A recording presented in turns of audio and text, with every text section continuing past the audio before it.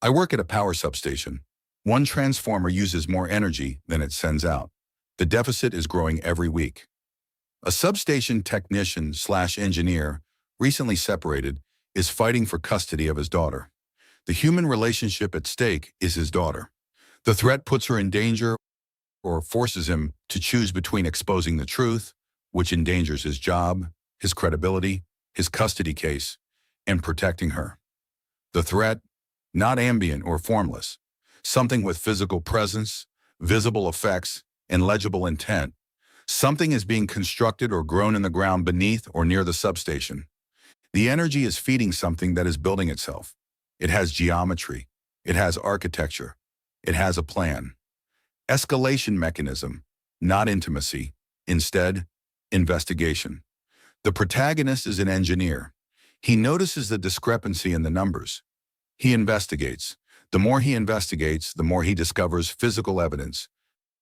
Things in the ground, patterns in the soil, structures that shouldn't exist. The escalation is through discovery of physical evidence that forces increasingly impossible choices. Ending. The protagonist makes a decisive, irreversible choice. He acts. The horror is in the consequences of that action, not in surrender, but in what the action costs him. Let me write the story now. I work at Home Fin Grid Substation, about 9 miles south of Peterborough, out where the landscape flattens into that black peatland that used to be underwater. The substation sits at the end of a single-track road that branches off the B660, past 2 farms and a drainage pumping station that hasn't operated since 2019. There's no signage until you reach the outer fence. Just a gray pole with a yellow hazard diamond and the words "Danger of Death" in capital letters, which always struck me as a strange greeting for a place where I spend most of my waking life. I've been a protection and control technician for 11 years, the last 4 at Home Fin.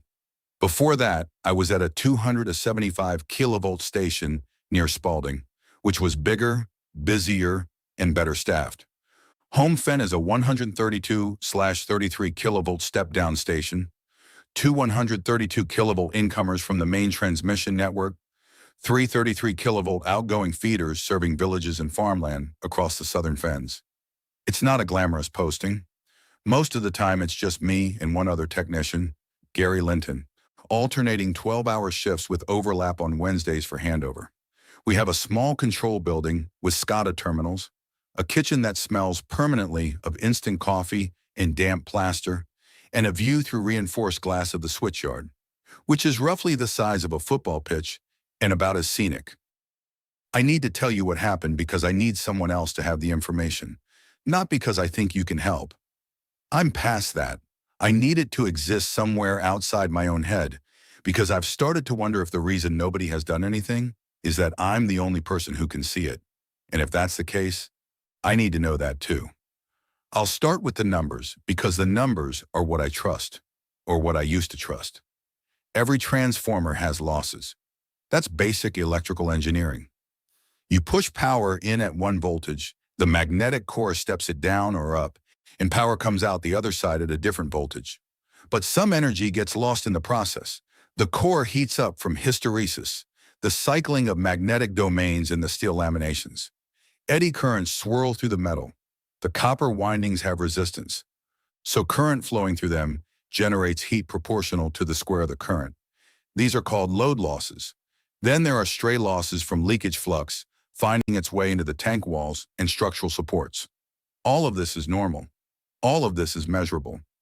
A well-designed transformer operates at about 98 to 99% efficiency. The losses are small, predictable, and they manifest as heat. At Home Fin, we have 3 main transformers. T1 and T2 are the 132/33 kilovolt units. Big oil-filled things the size of garden sheds.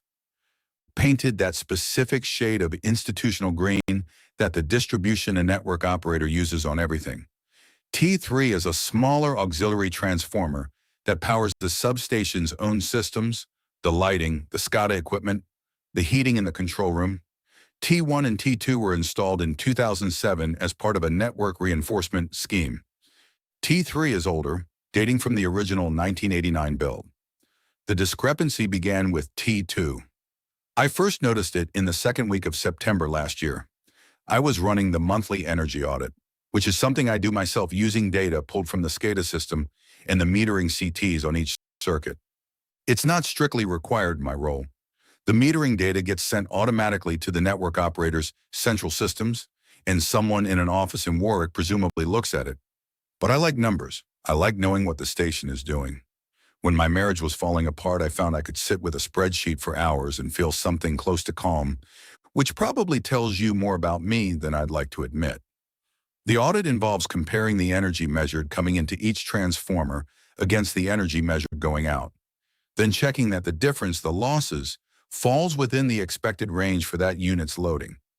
T1 was fine, T3 was fine, T2 was showing losses about 4% higher than expected. 4% doesn't sound like much, but at the power levels we're dealing with, 4% is significant. A 132/33 kilovolt transformer rated at 60 megavolt amperes, running at typical load. The difference between expected and actual losses came to roughly 200 kilowatts. That's 200 kilowatts of energy going somewhere that the design parameters say it shouldn't be going. If it were all converting to heat, the oil temperature should have been measurably higher. I checked the winding temperature indicators in the top oil thermometers. Normal, exactly where they should be for that ambient temperature and that load profile. I logged it and made a note to check again the following week. The following week, it was 4.3%. The week after that, 4.7. I want to be precise about the timeline because precision is all I've had to hold on to. By the end of September, the deficit had crossed 5%. By mid-October, it was 6.2. I plotted it on a graph, which is the kind of thing I do. It wasn't random fluctuation. It was a clean, steady upward curve with almost no noise. Whatever was taking the energy was taking more of it each week at a rate that was itself increasing. Not linearly, the curve was steepening. I raised it with Gary on a Wednesday handover. He looked at my spreadsheet, scrolled through the numbers, and said the metering CTs probably needed recalibrating, which is a reasonable thing to say. Current transformers drift over time, and if the instrument transformer on either the input or output side was reading slightly off, it could produce exactly this kind of apparent discrepancy. I agreed it was worth checking. We put in a request to the network operator for a metering verification visit. The visit was scheduled for November. This is normal. Everything in this industry moves at the speed of bureaucracy unless something is actively on fire. While I waited, I kept measuring. The deficit kept growing. I started checking other things. I pulled the dissolved gas analysis reports for T2's oil, which get done quarterly by an external lab. DGA is one of the most sensitive diagnostic tools we have. When a transformer develops an internal fault, the oil breaks down and produces specific gases. Hydrogen means partial discharge. Acetylene means arcing. Ethylene and ethane mean thermal decomposition. Carbon monoxide means the paper insulation is cooking. If something inside T2 was wrong, the gas profile would tell me. The results came back clean. All gases within normal limits. No acetylene, which was the one I was most worried about. Whatever was causing the energy deficit, it wasn't arcing and it wasn't overheating. The oil was healthy. The transformer, by every diagnostic measure I had, was functioning perfectly. It was just losing power that couldn't be accounted for. I should tell you about Maisie now, because she's the reason everything matters. She's my daughter, she's 7, and for the past 14 months she's been living with her mother in Yaxley, about 6 miles from the substation. I see her every other weekend and on Wednesday evenings, which I protect with a ferocity that I think frightens my ex-wife sometimes, although she'd never say so.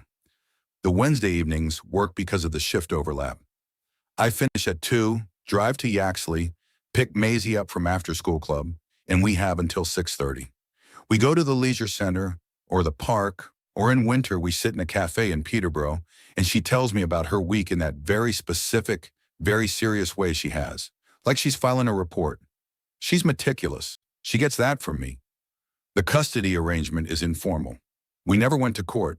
My solicitor keeps telling me I should formalize it, get a child arrangements order, because informal agreements are only as solid as the goodwill behind them, and goodwill between me and Sarah has been thinning for a while, especially since Sarah started seeing someone. especially since that someone, a man named Duncan, who works in logistics for a haulage company and drives a car that's nicer than mine, moved into the Yaxley house in August. I don't dislike Duncan. I don't know Duncan well enough to dislike him. What I dislike is the mathematics of it, the way a new person in that house shifts the geometry of Maisie's life, and I can feel myself being edged toward the periphery. And every other weekend father, a Wednesday evening, a man who works at a substation in the middle of a fen and comes home to a rented one-bedroom flat that smells of the same instant coffee as the control room. So when I say the numbers matter, I need you to understand that I'm someone for whom the numbers are the last line of defense. If I can measure it, I can understand it. If I can understand it, I can act on it. And if I can act on it, I'm not helpless. October turned into November, and the metering verification team finally came out. Two blokes from the network operator's technical services division, with a calibrated reference standard and a van full of test equipment. They spent a day checking every metering CT and VT on T2 circuits, input side, output side, all three phases. Everything was within specification. The meters were accurate. I showed them my data. They looked at it politely, the way you look at something a colleague has done that you don't want to engage with. One of them said that energy balance at substation level was inherently imprecise due to the number of measurement points involved and that small discrepancies were expected. I pointed out that the discrepancy was now approaching 8% and climbing. He said he'd flag it in his report.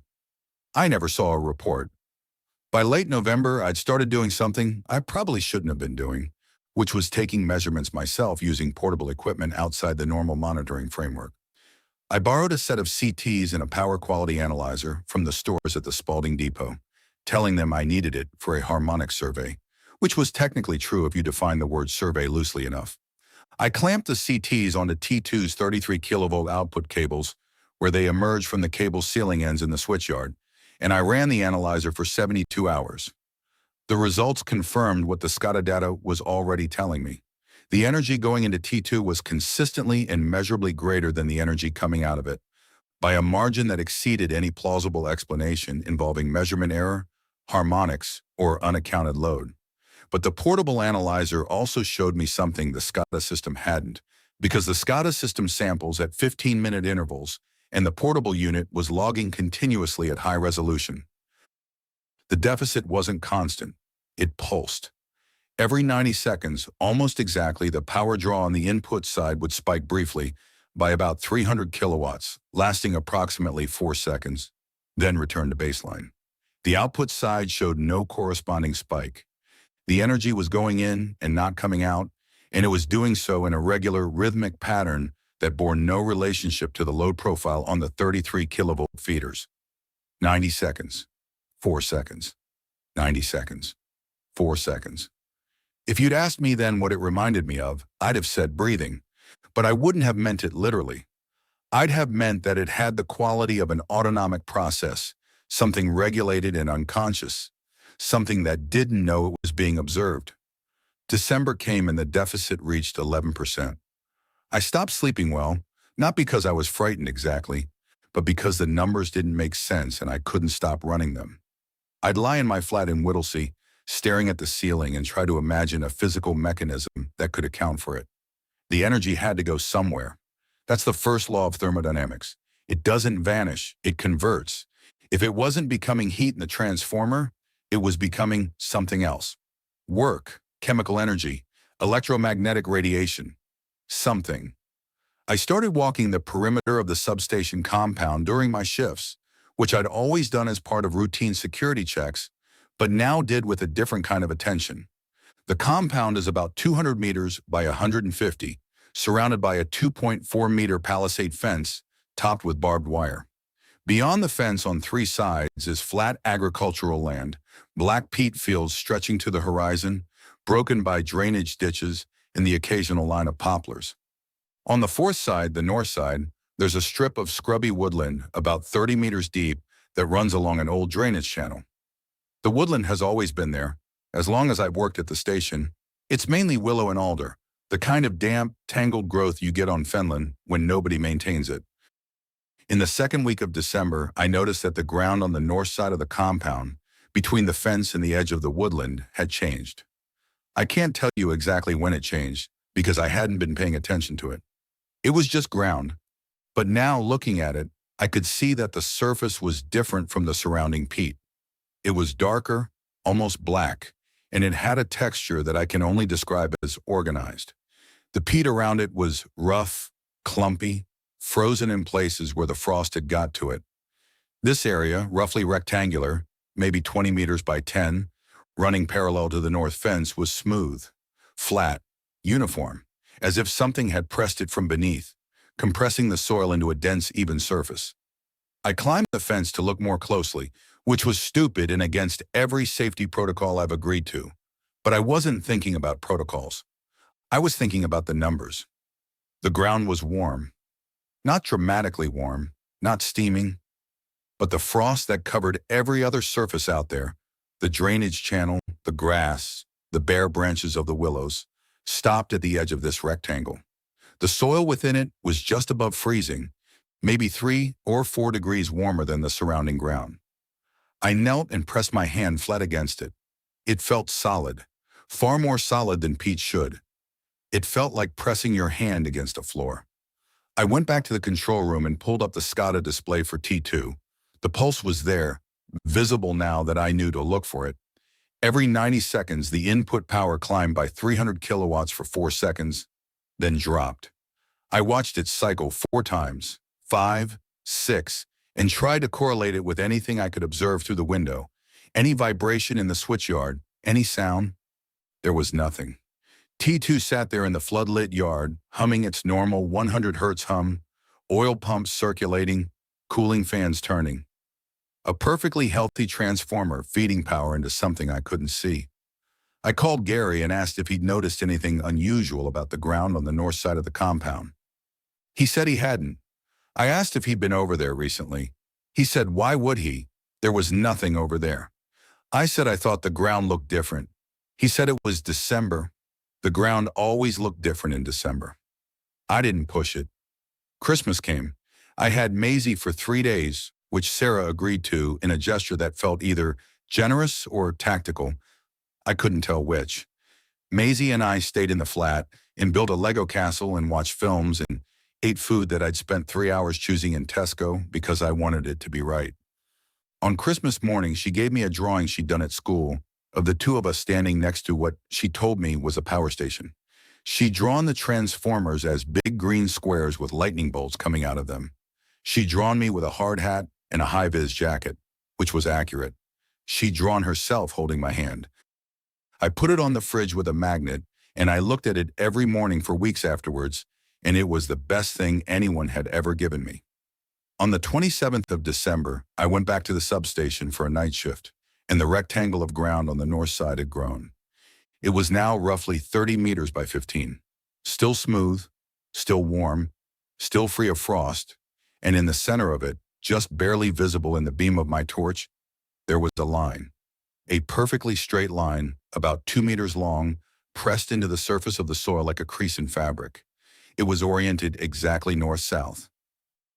I stood there in the dark for a long time, the torch beam wavering because my hand was shaking, not from cold, and I tried to think of a geological explanation.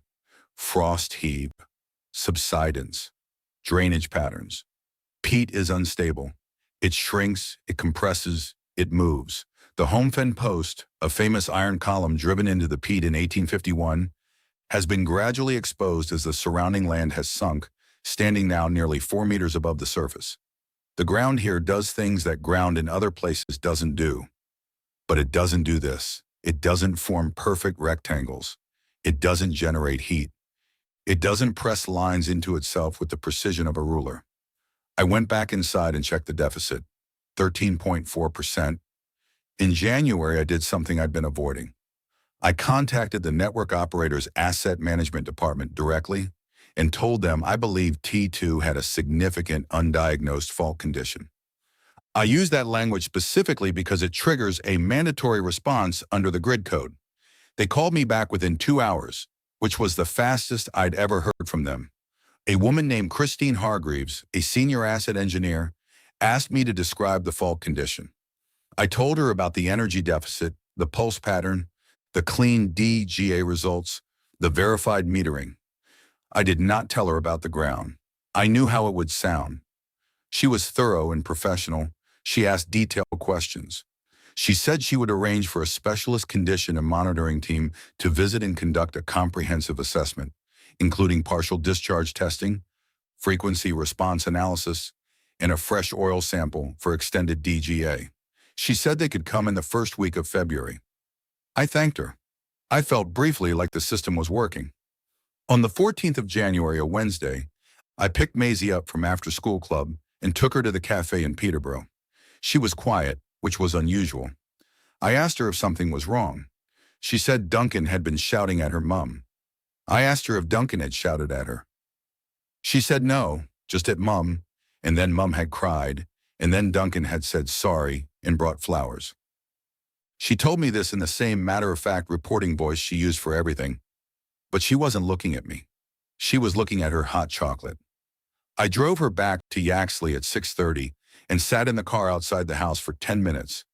After she went inside, gripping the steering wheel so hard my fingers hurt. That night I called my solicitor and told her I wanted to start proceedings for a child arrangements order. She said she'd send me the paperwork. She asked if there was any evidence of harm to Maisie. I said not directly, not yet. She said the court would need more than a child reporting an argument. I said I understood. She said these things take time. I drove to the substation at 11 for the night shift, and I checked the north side before I even went into the control room. The rectangle was now at least 40 meters long and 20 wide, extending from a point roughly level with T2's location all the way to the edge of the woodland. The single line in the center had been joined by others. There were now 5 parallel lines, evenly spaced, running north-south, intersected by 3 shorter lines running east-west. The pattern was rectilinear, precise. It looked like a grid. It looked like a plan. I took photographs with my phone. In the photographs, it looked like dirt. Flat, dark dirt. The lines were visible, but they looked like natural cracks. The kind of thing you'd scroll past without a second thought.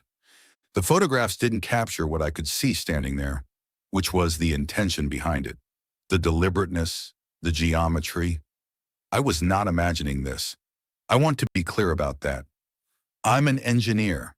I have spent 11 years working with systems that will kill you instantly and without malice if you get the measurements wrong. And I have never got the measurements wrong. I know the difference between signal and noise. This was signal. February came. The condition monitoring team arrived. 4 people with a van full of equipment that made Gary's eyes go wide. They spent 2 days testing T2 from every angle. Partial discharge, clean. Frequency response analysis, consistent with factory baseline. Oil quality, excellent. Winding resistance, within tolerance. Insulation resistance, textbook. Bushing tan delta, perfect. The lead engineer, a man named Prasad, who had clearly done this hundreds of times, told me that T2 was in exceptional condition for its age. He said he wished all the transformers on the network were this healthy. He asked me what had prompted the investigation. I showed him my energy balance data. He looked at it for a long time, longer than the metering verification team had. Then he said something that has stayed with me. He said, the energy is definitely going somewhere. The measurements are consistent enough that I don't think this is instrumentation error, but whatever is taking it isn't inside the transformer. I asked him what he meant. He said, the transformer isn't dissipating this energy. It's passing it through. It's acting as a conduit. Something on the output side or connected to the output side is drawing this power, and it's not showing up on your 33 kilovolt feeder metering because it's being drawn before the metering point. I pointed out that between the transformer and the metering CTs, there was nothing but cable, about 40 meters of 33 kilovolt XLPE cable running underground from the transformer cable box to the 33 kilovolt switchboard in the indoor substation building. Prasad looked at me steadily and said, then you should probably look at the cable. After they left, I pulled the cable route drawings from the station records. The 33 kilovolt cables from T2 ran underground in a concrete trough that left the switchyard on the north side of the compound, curved around the back of the control building, and entered the 33 kilovolt switchboard room through sealed ducts in the floor. The trough was buried about a meter deep. The route took the cables directly under the northern perimeter of the compound, directly under the rectangle of warm, smooth, geometrically patterned ground. I need to stop for a moment and be honest about what I was feeling, because I think it's important. I was not feeling fear. What I was feeling was closer to recognition, the sensation of a pattern completing itself. The energy deficit, the pulse, the ground, the cable route, they were all the same thing, seen from different angles. Something was drawing power from the cable. Not through a physical tap, nothing that crude, because Prasad's tests would have found that. It was drawing it through the insulation, through the ground, through some mechanism I didn't have a name for. And it was using that power to do something to the earth itself, reorganizing it, structuring it, building something. By mid-February, the deficit was at 19%, and the grid pattern on the north side had become so complex that I could no longer memorize it. The lines had multiplied and subdivided. There were now patterns within patterns, smaller grids nested inside larger ones, all of it pressed into the surface of the peat with that same uncanny precision. It extended into the edge of the woodland, where I could see it continuing between the tree roots, the soil smoothed and darkened and lined. The trees in that area were dying, I noticed. Not dramatically, just a failure to bud, a brittleness in the smaller branches. A silence where there should have been birds. I measured the temperature of the ground again. 7 degrees above ambient. In February, when the surrounding fields were frozen hard, this patch of earth was as warm as a spring afternoon. I told Gary I thought there was a cable fault developing on T2's 33 kilovolt output. He said the protection hadn't tripped, so it couldn't be a fault. I said it might be a slow degradation, a partial breakdown of the XLPE insulation, allowing current to leak to Earth. He said if that were happening, the Earth fault protection would detect it. I said, what if it was below the detection threshold? He said then it wasn't a problem. I could see him forming an opinion about me, and the opinion was that the divorce had made me obsessive and strange. And he wasn't entirely wrong, but he wasn't right either.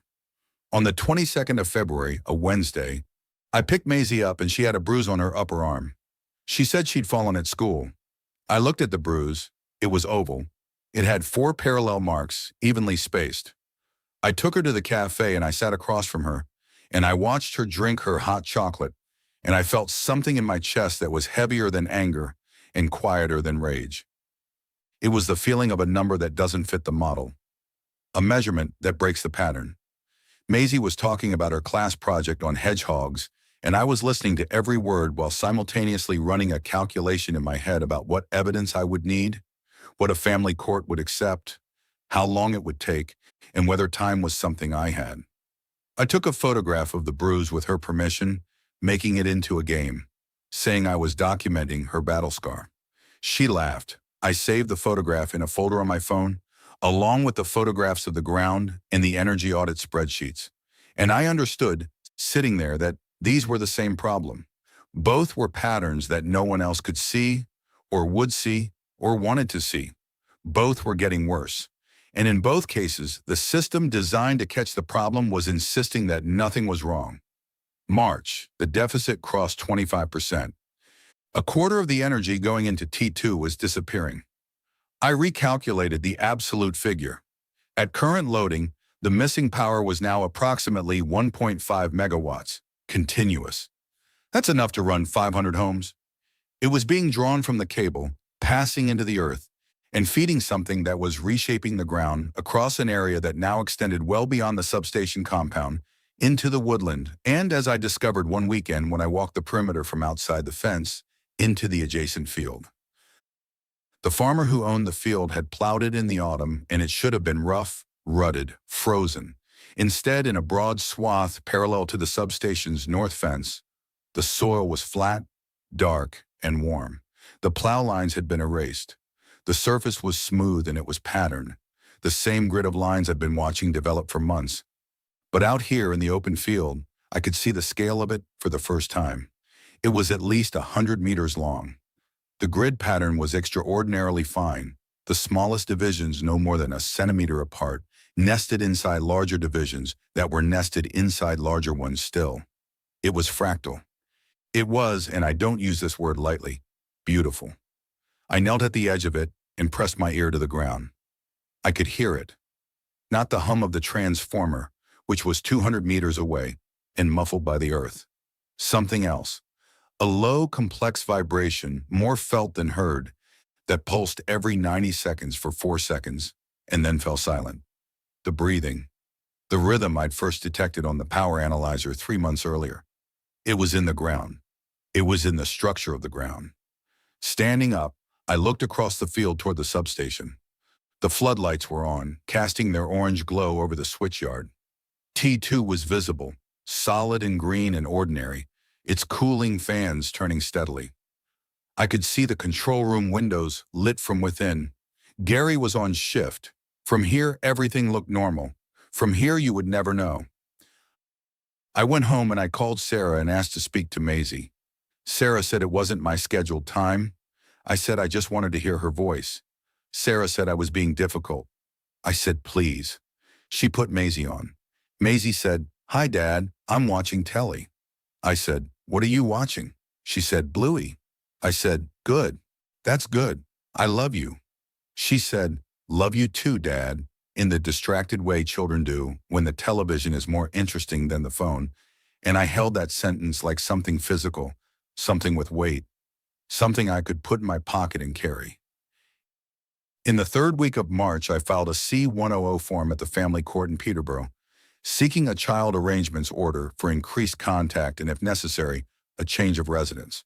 My solicitor had prepared a supporting statement that referenced the bruise, which I'd had documented by a GP, and Maisie's account of Duncan's shouting, which had been noted by her school's designated safeguarding lead after I'd asked them to speak to her. The wheels were in motion. The process would take months. On the same day, I also drafted a formal report to the Network Operators Control Center documenting the energy deficit on T2, now at 28%, and requesting an emergency outage to excavate and inspect the 33 kilovolt cable route. I used words like significant earth leakage path and suspected insulation degradation because those are words that the system responds to. I didn't mention the grid pattern in the ground or the warmth or the pulsing vibration because those are words that the system does not respond to, at least not in the way I needed. The outage request was denied. The network operator said that with no protection operation, no DGA indication, and a clean bill of health from the condition monitoring team, there was no justification for taking a 60 megavolt ampere transformer out of service during the spring demand period. They suggested continued monitoring and a review at the next planned outage window in October. October, 7 months away. The curve on my graph said the deficit would be above 50% by then if the rate of increase held. More than half the energy going into T2 devoured by whatever was growing in the ground. I started going out to the field at night. I know how that sounds, but I needed to see it, to track it, to measure it with my own eyes and hands because no one was going to measure it for me. I'd park on the track that ran along the far side of the field and walk across in the dark with my torch. And each time the pattern area had expanded further. By early April, it covered most of the field, at least 200 meters in each direction, and it had reached the drainage channel on the far side. The water in the channel was warmer than it should have been. Not dramatically, a degree or two, but the weed growth in that stretch was abnormal for the season, lush and thick, while the rest of the channel was still brown and dormant. And the pattern in the ground had deepened. What had started as surface impressions, lines pressed into the peat, had become three-dimensional. The grid had depth now. I could feel it when I walked on it, a subtle unevenness underfoot, as if the structure extended downward into the earth. In places where the peat had cracked or eroded, I could see layers, the grid repeating at different depths, each layer slightly offset from the one above it, creating a lattice. The material between the lines was no longer quite soil. It was darker, denser, harder. When I chipped a piece out with a screwdriver, it had a faint sheen to it, like graphite. It was warm in my hand. I brought a sample home and looked at it under a magnifying glass. The surface was covered in a pattern of tiny, regular ridges, like the grooves on a vinyl record. They were too small and too uniform to be natural. They were manufactured, fabricated, whatever word you want to use for something that has been deliberately made by a process that understands geometry. On the 9th of April, I was in the control room at 2 in the morning, and the SCADA system alarmed. Not the earth fault alarm I'd been half expecting. The T2 oil temperature high alarm. The temperature had spiked by 12 degrees in under a minute, which is not something that happens to a 60-ton transformer full of oil without a cause. I ran to the switchyard and I could hear the change before I saw it. The hum of T2, which had been a steady, reliable 100 hertz for every day of the 4 years I'd worked there, had shifted. It was lower, deeper, and it was modulating, rising and falling in a rhythm that I recognized immediately. 90 seconds, 4 seconds, 90 seconds, 4 seconds.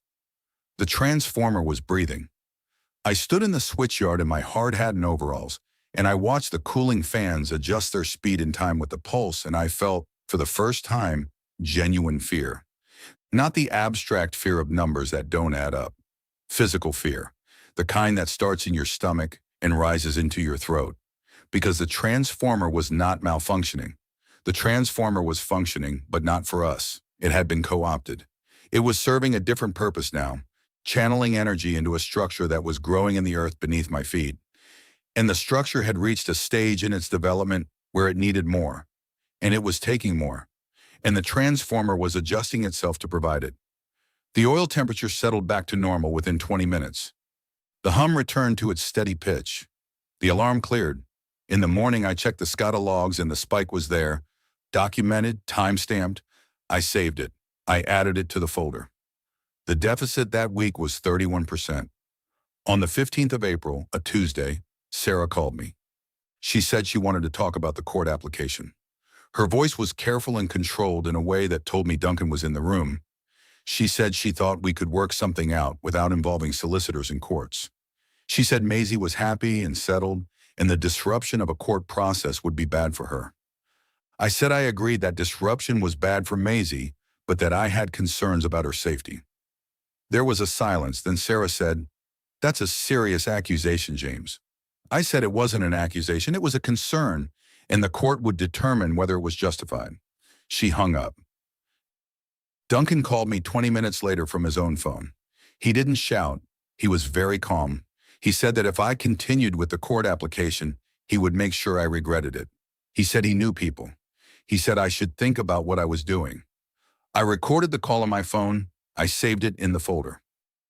That night I lay in bed, and I thought about T2, and I thought about Maisie, and I thought about the ground. The vast, warm, patterned ground stretching out there in the dark, pulsing every 90 seconds, growing every day, and I understood that I was in a situation where two things were true simultaneously. Something inexplicable was happening at my substation, and my daughter might be in danger. Both were real. Both required action, and acting on either one made the other harder. If I pushed the substation issue, devoted my time and energy to making the network operator listen, I'd be the obsessive engineer who sees patterns in dirt.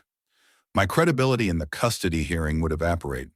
Sarah's solicitor would paint me as unstable, a man who thinks the ground is alive and power transformers breathe, a man who shouldn't have unsupervised access to a child.